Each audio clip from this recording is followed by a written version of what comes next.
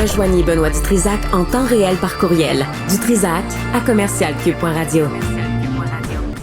Oh yes, le sex symbole de Québécois est avec nous, Maxime Deland de l'agence QMI. Sex Maxime, symbole des bonjour. pauvres. Tranquille, hein? Ouais. Ces temps-ci? Juste avant, on a un petit peu de temps. Ah oui. Tu sais, on a parlé du procès des 5 anciens joueurs d'équipe Canada Junior, puis Oui. je t'avais dit que la victime alléguée là-dedans, elle va se faire contre-interroger 5 fois par tous les avocats de chacun des Grassement co-accusés. payé. Ouais.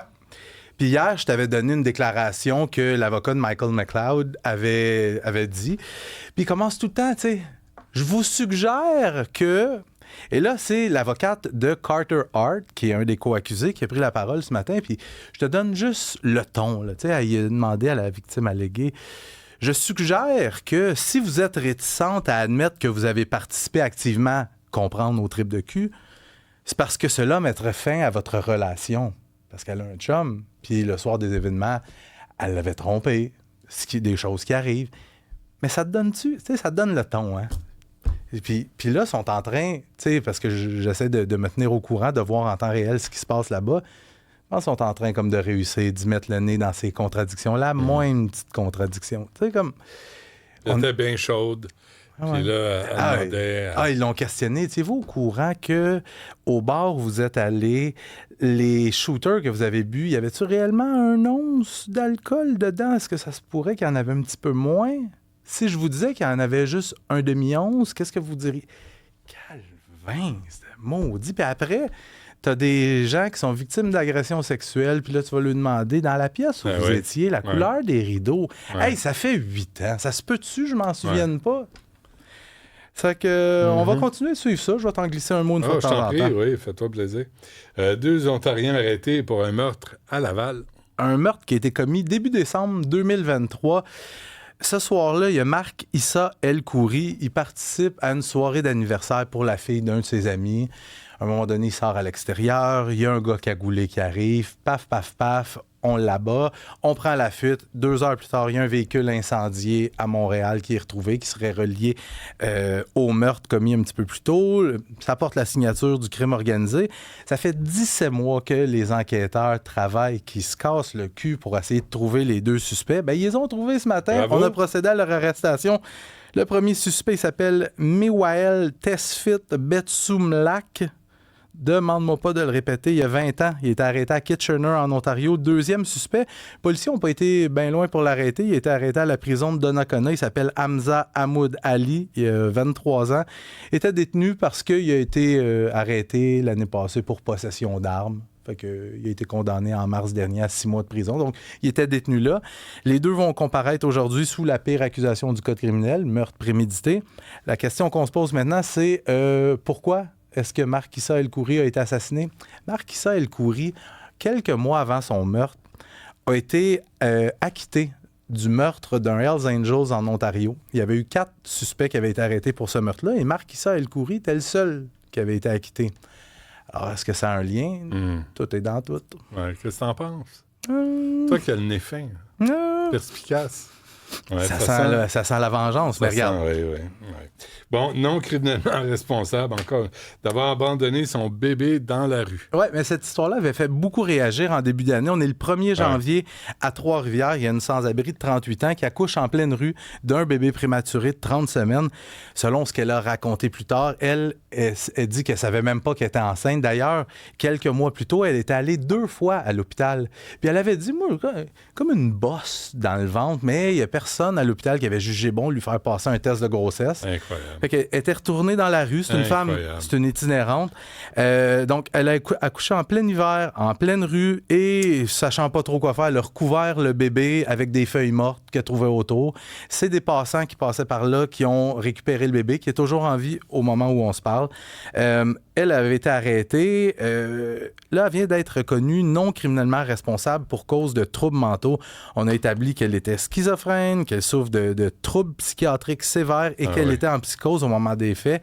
Elle a été, depuis son arrestation, elle séjourne dans un hôpital et c'est maintenant la commission d'examen des troubles mentaux. Comment ça se fait, Maxime, qu'elle va à l'hôpital puis il n'y a personne qui fait passer un test?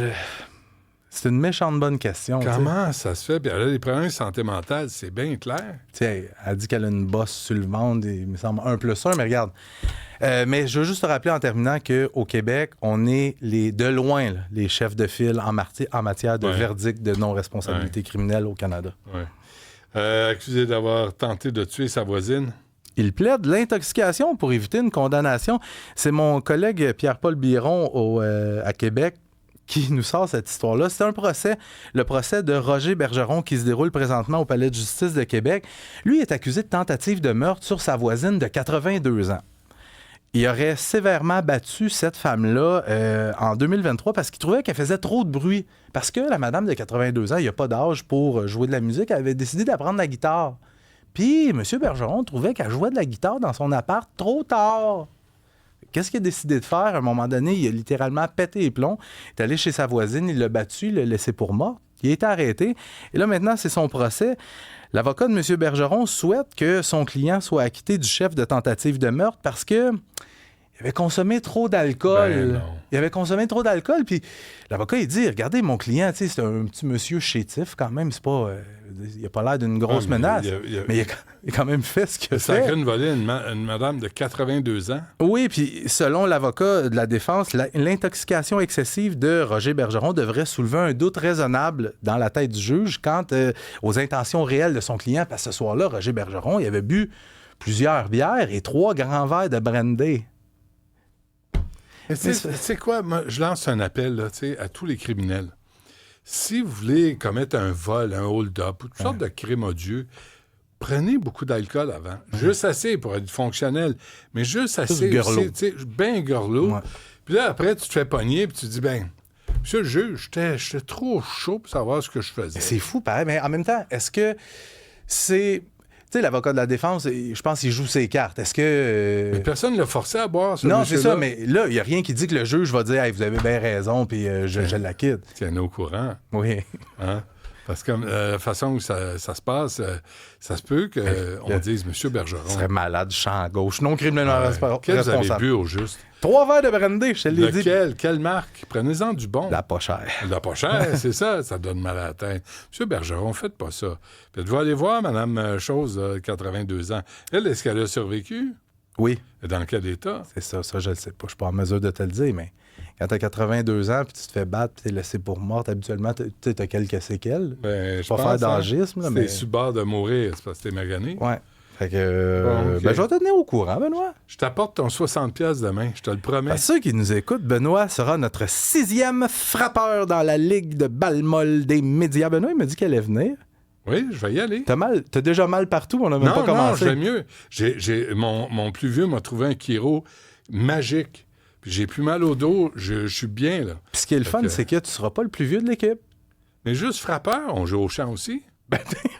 Oui, Benoît. OK. À moi, tu veux être vraiment frappeur désigné?